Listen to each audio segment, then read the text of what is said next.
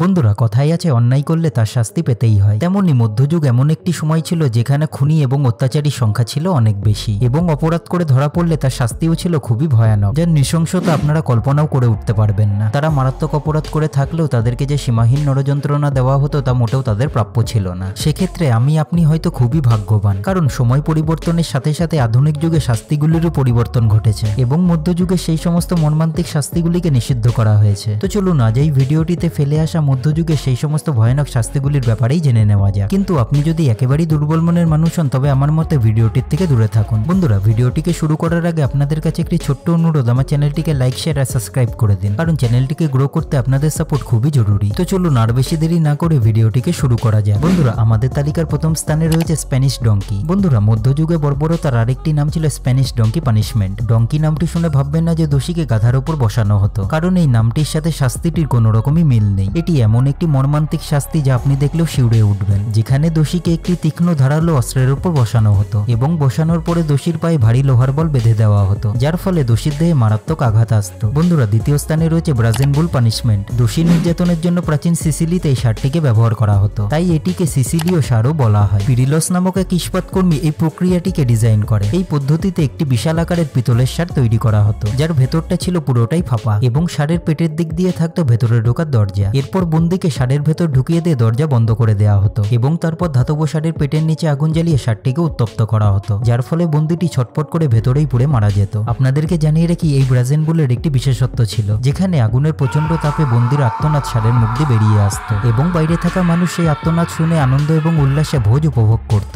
বন্ধুরা, তৃতীয় স্থানে রয়েছে ইমফেলমেন্ট পানিশমেন্ট। মধ্যযুগে শুলে চড়ানো আরেকটি যন্ত্রণাদায়ক পদ্ধতি ছিল। সাধারণত দেশদ্রোহিতা এবং অন্য কোনো বড় অপরাধের জন্য দোষীকে এই শাস্তি দেওয়া হতো, যেখানে তীক্ষ্ণ একটি লোহার দণ্ড অপরাধীর পশ্চাৎদেশে ঢুকিয়ে দেওয়া হতো। তারপর লোহার দণ্ডটিকে মাটিতে পুঁতে দেওয়া হতো, ফলে অপরাধী নিজের শরীরের ওজনেই ধীরে ধীরে দণ্ডটি ভেদ করে নিচে নেমে আসতো, যার ফলে একসময় তার মৃত্যু ঘটত। আপনারা জানলে হয়তো আরো শিউরে উঠবেন। শাস্তিটিকে আরো বেদনাদায়ক করার জন্য দণ্ডটির তীক্ষ্ণ প্রান্তটিকে ভোঁতা করে দেওয়া হতো, যার ফলে শরীরের ভেতরের অঙ্গগুলি আরো গুরুতরভাবে বিদ্ধ হতো। আপনাদেরকে আরো জানিয়ে রাখি, এই পদ্ধতিতে অপরাধীর মৃত্যু হতে 2 থেকে 3 দিনের সময় লাগতো, ফলে আপনারা বুঝতেই পাচ্ছেন যে দোষী কতটা যন্ত্রণা ভোগ করতো তা আমরা শুধু কল্পনাই করতে পারি। এই ধরনের শাস্তি প্রদানে খুবই আনন্দ পেতেন ভলাদ দি ইম্পেলার। কথিত আছে একসময় তিনি ভোজ উপভোগ করতে করতে 20,000 মানুষকে শুলে চড়িয়েছিলেন। আমাদের তালিকার চতুর্থ স্থানে রয়েছে ব্লাড ইগল পানিশমেন্ট। বন্ধুরা, মধ্যযুগের এই শাস্তিটিকে নিয়ে অনেকটাই বিতর্ক রয়েছে, যেখানে জলদস্যুরা খুবই নৃশংসভাবে ভিকটিমকে হত্যা করত। এই পদ্ধতিতে প্রথমে ভিকটিমের পিঠের চামড়া ধারালো অস্ত্র দিয়ে চিড়ে ফেলা হতো, এরপর পাঁজরের হাড়গুলিকে মেরুদণ্ডের পাশ থেকে এক এক করে বার করে দেওয়া হতো এবং তারপর ভিকটিমের ফুসফুসটিকে পিঠ থেকে টেনে বার করা হতো। পাঁজরের হাড়গুলিকে পিঠের উপর পাখির ডানার মতো সাজিয়ে রাখা হতো এবং এই জন্যই শাস্তিটিকে নাম দেওয়া হয়েছিল ব্লাড ইগল। এবং এর থেকেই আপনারা বুঝতে পারছেন শাস্তিটি কতটা অমানবিক এবং মর্মান্তিক ছিল। বন্ধুরা, পঞ্চম স্থানে রয়েছে গিলোটিন পানিশমেন্ট। মানব ইতিহাসে গিলোটিনের মাধ্যমে পানিশমেন্ট এক কুখ্যাত বিষয় ছিল, যেখানে দড়ির মাধ্যমে একটি ধারালো ব্লেডকে ঝুলিয়ে রাখা হতো। এরপর অপরাধীর মাথা একটি কাঠের উপর রেখে ব্লেডটিকে ছেড়ে দেওয়া হতো, যার ফলে অপরাধীর মাথা দেহ থেকে নিমিষেই আলাদা হয়ে যেত। আপনাদেরকে জানিয়ে রাখি, মধ্যযুগে এই পদ্ধতিকে দ্রুত এবং মানবিক শাস্তির রূপে গণ্য করা হতো। আমাদের ষষ্ঠ স্থানে রয়েছে ক্যাথেরিন হুইল। বন্ধুরা, মধ্যযুগে অপরাধীকে ধীরে ধীরে শাস্তি দেওয়ার জন্য এই ক্যাথেরিন হুইলটিকে ব্যবহার করা হতো। এটি বিচারকদের কাছে একটি প্রিয় শাস্তি ছিল, যেখানে দোষীকে একটি বড়সড় কাঠের চাকার সাথে বেঁধে দেওয়া হতো। এরপর সেই চাকাটি ধীরে ধীরে ঘোরানো হতো এবং সেই সময় এক ব্যক্তি হাতুড়ির মাধ্যমে অপরাধীর শরীরের নানা অংশে আঘাত করত, ফলে বারবার হাতুড়ির আঘাতে অপরাধীর শরীরের হাড় ভেঙে চূর্ণ বিচূর্ণ হয়ে যেত। এরপর হাড় ভাঙা অপরাধীকে একটি উঁচু পোলের ওপর ঝুলিয়ে রাখা হতো, যাতে চিলশকুন অপরাধীর দেহকে ছিঁড়ে খায়। বন্ধুরা, আমাদের তালিকার সপ্তম স্থানে রয়েছে আয়রন মেইডেন। বন্ধুরা, মধ্যযুগে নিষ্ঠুরতার অন্যতম নিদর্শন ছিল এই যন্ত্রটি, যেখানে লোহার তৈরি মানবাকৃতি এই যন্ত্রের ভেতরে তীক্ষ্ণ কাটার মতো অংশ থাকতো। এরপর বন্দীকে এই যন্ত্রের খোলের ভেতর ঢুকিয়ে ধীরে ধীরে দরজা বন্ধ করে দেওয়া হতো, যার ফলে বন্দীটি তীক্ষ্ণ কাটায় বিদ্ধ হয়ে যন্ত্রণায় ছটফট করে মারা যেত। বন্ধুরা, আমাদের তালিকার অষ্টম এবং অন্তিম স্থানে রয়েছে রোমান ক্যান্ডেল পানিশমেন্ট। বন্ধুরা, এই পদ্ধতিতে জীবন্ত মানুষকে মোমবাতি বানিয়ে পোড়ানোর রীতি ছিল রোমান সাম্রাজ্যে, যেখানে অপরাধীর হাত পা একটি কাঠামোর সাথে শক্ত করে বেঁধে দেওয়া হতো। এরপর এক ধরনের দাহ পদার্থ দিয়ে এদের পুরো শরীর ভিজিয়ে দেওয়া হতো এবং অবশেষে অপরাধীর শরীরে আগুন জ্বালিয়ে মোমবাতির আকারে জ্বালানো হতো, যতক্ষণ না অপরাধীর মৃত্যু ঘটত।